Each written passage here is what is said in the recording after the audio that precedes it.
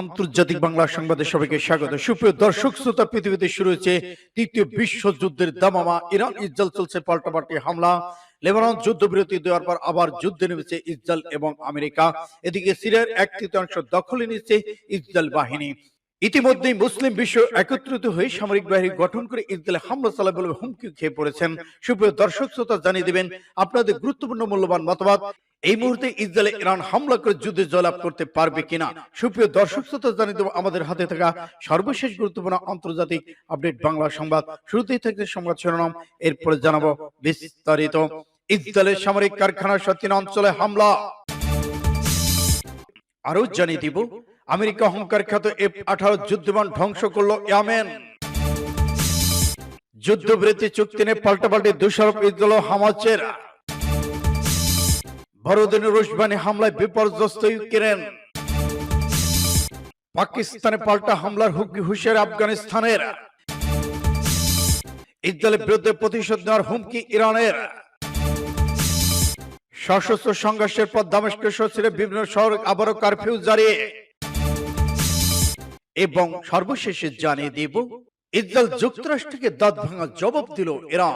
এতক্ষণ শুনছিলেন সংবাদ শিরোনাম, এখন বিস্তারিত। তবে অনুরোধ থাকবে এই ভিডিওটিতে একটি লাইক দিন এবং কমেন্টস করে জানিয়ে দিন আপনি কোন জেলা থেকে বা কোথা থেকে আমাদের সাথে যুক্ত রয়েছেন। এবং ইরান ইসরায়েল যুদ্ধের সর্বশেষ গুরুত্বপূর্ণ আন্তর্জাতিক আপডেট বাংলা সংবাদ পেতে চ্যানেলটি সাবস্ক্রাইব করে আমাদের সঙ্গেই থাকুন এবং জানিয়ে দিন আপনাদের মূল্যবান মতামত। ধন্যবাদ। ইসরায়েলের সামরিক কারখানায় 3 অঞ্চলে হামলা, আহত 11। ইসরায়েলের মধ্যাঞ্চলে লেবানন থেকে রকেট হামলা চালানো হয়েছে, এতে 11 জন আহত হয়েছে। পাশাপাশি ইসরায়েলের উত্তর দিকে হাইফা শহরের কাছে জুজুবুলানা সামরিক কারখানা এক গুচ্ছ রকেট হামলা চালিয়েছে বলে দাবি করেছে হিজবুল্লাহ। এর আগে গোষ্ঠীর তেল আবিবের দক্ষিণে পাইলামহিম বিমান ঘাঁটিতে ড্রোন হামলার কথা স্বীকার করেছে। আজ ভোরে ইসরায়েল মধ্যাঞ্চলে রকেট হামলার ঘটনা ঘটে। সময় একটি বাড়িতে রকেট আঘাত হানে ইসরায়েলের অ্যাম্বুলেন্স সার্ভিস জানিয়েছে। রকেটের সার্পশিলে আঘাতে 11 জন আহত হয়েছে। এবং এদিকে তেল আবিবের একটি বিমান ঘাঁটিতে উত্তর ইসরায়েলের একটি সামরিক কারখানায় হামলা করা হয়েছে। হিজবুল্লাহ বিবৃতিতে জানাচ্ছে ইতিমধ্যেই ইসরায়েলের হামলা নিয়ে কিছু জানায়নি ইরানের সহায়তা পুষ্ট লেবানন সশস্ত্র গোষ্ঠীটি। এদিকে হামলা ইরাকের সশস্ত্র গোষ্ঠী ইসলামী রেজিস্ট্যান্স চালিয়েছে কিনা তা নিয়ে সংশয় তৈরি হয়েছে। এদিকে ফিলিস্তিনের উত্তর গাজায় ব্যাপকভাবে বিমান হামলা চালিয়ে যাচ্ছে ইসরায়েল, সেখানকার পরিস্থিতি অবর্তনীয় বলে উল্লেখ করেছেন। মধ্যপ্রাচ্যে আরো অস্ত্র পাঠাচ্ছে যুক্তরাষ্ট্র। পেন্টাগনের মুখপাত্র মেজর জেনারেল পেট রাইডার এক বিবৃতিতে বলেছেন, ইরান তার মিত্রদের অথবা ইরানের বদলে অন্য দেশগুলো যদি মার্কিন সেনা বা অঞ্চলে হামলা লক্ষ্যবস্তু করে, তাহলে যুক্তরাষ্ট্র নিজেদের গণতন্ত্রকে সুরক্ষিত করতে সব ধরনের প্রয়োজনীয় পদক্ষেপ নেবে। যুক্তরাষ্ট্রের আগে প্রতিরক্ষা ব্যবস্থার উপর ভিত্তি করে মধ্যপ্রাচ্যে অতিরিক্ত সামরিক অস্ত্র মোতায়েন করা হয়েছে।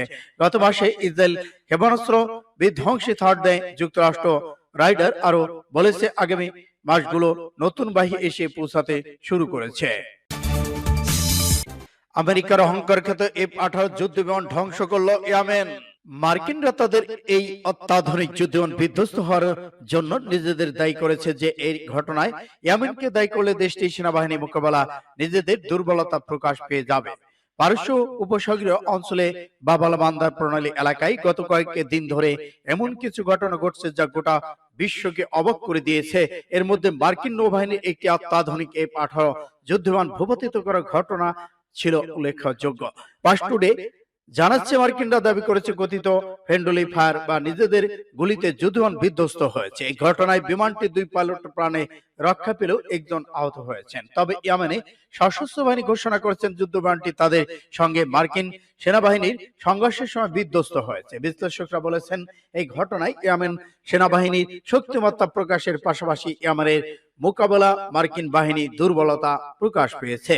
অবশ্য দেখে শুনে মনে হচ্ছে মার্কিনরা তাদের এই অত্যাধুনিক যুদ্ধবিমান বিধ্বস্ত হওয়ার জন্য নিজেদেরকে দায়ী করেছে। এর জন্য এই ঘটনায় ইয়েমেন দায়ী করলে দেশটির সেনাবাহিনী মোকাবেলায় নিজেদের দুর্বলতা প্রকাশ পাবে বলে ধারণা করা হচ্ছে।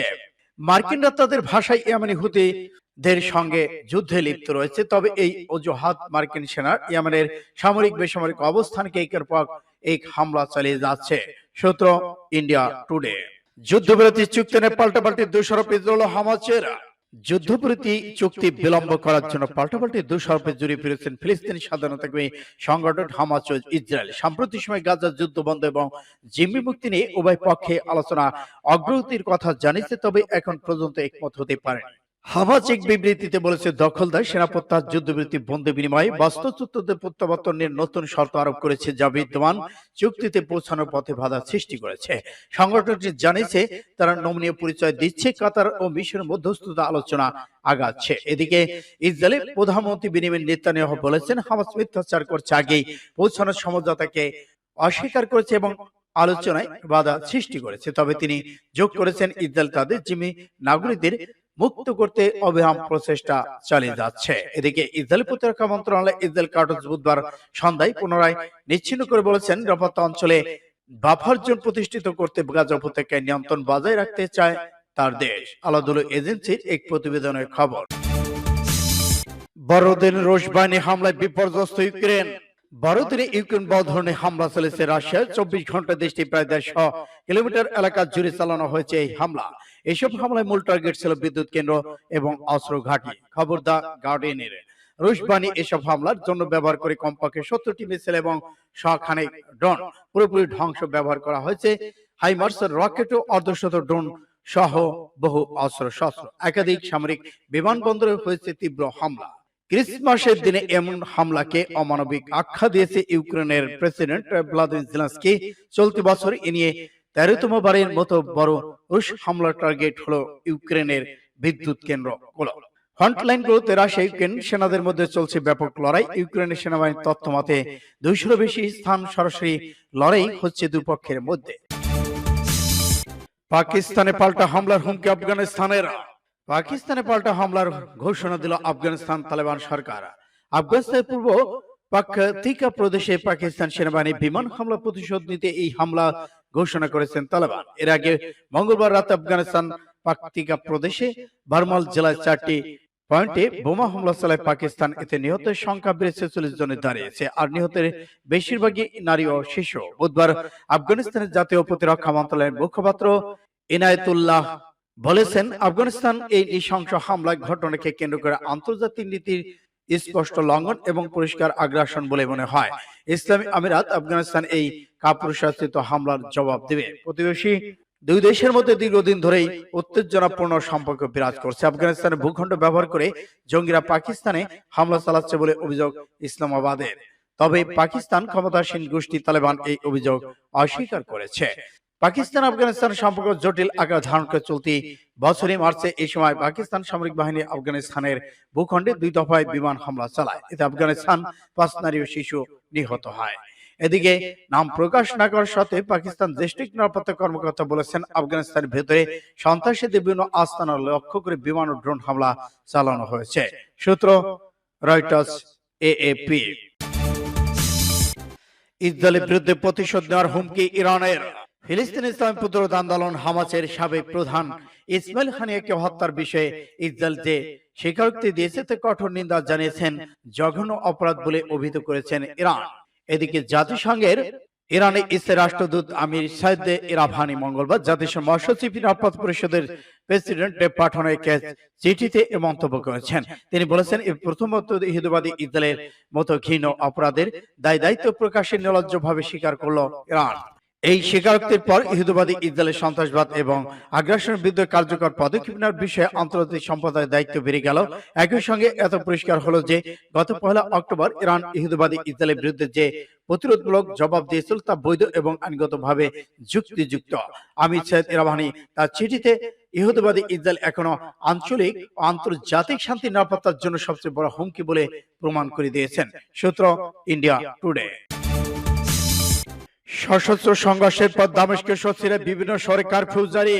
তারতুস শহরের দেশটির নিরাপত্তা বাহিনীর সঙ্গে সশস্ত্র বিদ্রোহীদের ব্যক্তিদের সংঘর্ষে বেশ কিছু মানুষ হতাহত হয়েছে। সিরিয়ায় ষষ্ঠ মন্ত্রণালয়ের উদ্ধৃতি দিয়ে দেশের গণমাধ্যম জানিয়েছে, বুধবার তারতুসের সংঘর্ষে নিরাপত্তা বাহিনীর অন্তত 12 সদস্য নিহত এবং অপর 10 জন আহত হয়েছেন। লাকাতিয়া, হোমস সহ সিরিয়া জুড়ে বেশ কয়েকটি বড় শহরে ব্যাপক বিক্ষোভ ছড়িয়ে পড়ার পর এই সংঘর্ষের খবর পাওয়া গেছে।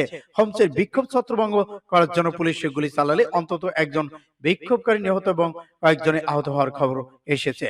সিরিয়ার উত্তরাঞ্চল আলেপ্পো শহরে অবস্থিত আলাভি জনগোষ্ঠীর একটি মাঝারি হামলার ভিডিও সামাজিক মাধ্যমে ছড়িয়ে পড়লে একজন উত্তেজনা সৃষ্টি হয়। রাজধানী দামেস্কের পাশাপাশি হোমস, জাবেলহ সহ বিভিন্ন শহরের কারফিউ জারির উল্লেখ করে সিরিয়া ক্ষমতাসীন প্রশাসনের পক্ষ থেকে দাবি করা হয়েছে হামলায় ভিডিওটি নতুন নয়, গত মাসে শেষ নাগাদ আলেপ্পো শহর দখল করে সেটি ধারণ করা হয়েছে। একই সঙ্গে প্রশাসনের কোনো সম্পর্ক নেই বলে বলা হচ্ছে। সূত্র ইন্ডিয়া টুডে। ইসরায়েল যুক্তরাষ্ট্রকে দাঁত ভাঙা জবাবের প্রতিশ্রুতি দিলেন আলী খামেনি। এবার ইরানের সর্বোচ্চ নেতা আয়াতুল্লাহ আলী খামেনি দখলদার ইসরায়েল যুক্তরাষ্ট্রকে দাঁত ভাঙা জবাবের প্রতিশ্রুতি ব্যক্ত করেছেন। ইফতারের সময় সারা দেশে থেকে আগত বয়সের সব ধরনের শিক্ষার্থীদের সঙ্গে সাক্ষাৎকালে আলী খামেনি বলেছেন, শত্রু যুক্তরাষ্ট্র হিন্দুবাদী ইসরায়েল সরকার উভয়ের জন্য জানা উচিত যে তারা ইরান প্রতিরোধ ফ্রন্টের বিরুদ্ধে যা করেছে এর জন্য অবশ্যই দাঁত ভাঙা জবাব পাবে। ইরানি কর্মকর্তা সীমান্তবর্তী দুটি শহর ইলাম এবং খুজিকিস্তানের পাশাপাশি তেহরান কেন্দ্রস্থলে ইসরায়েলের সাম্প্রতিক আগ্রাসন প্রতিশোধ নেওয়ার অঙ্গীকার ব্যক্ত করেছেন। ইরানের সর্বোচ্চ নেতা, এটা শুধু ইহুদিবাদী শাসকের উপর প্রতিশোধের বিষয় নয়, এটি আমাদের ধর্মনৈতিকতা, ইসলামী আইন, আন্তর্জাতিক আইনে বৈশ্বিক উদ্যাত্তের বিরুদ্ধে সংগতিপূর্ণ একটি যৌক্তিক পদক্ষেপ। ইরান এ ব্যাপারে বিন্দুমাত্র অবহেলা করবে না। ইমাম খামেনি বলেছেন, অহংকারী শক্তিগুলো মোকাবেলা করার জন্য ইরানি জাতিকে প্রস্তুত করতে আমরা অবশ্যই প্রয়োজনীয় সবকিছু করছে, সেটা সামরিকভাবে অস্ত্রশস্ত্রের দিক থেকে হোক, রাজনৈতিক ভাবে হোক। আমাদের কর্মকর্তারা এ বিষয়ে কাজ করে যাচ্ছেন। সূত্র আরব নিউজের।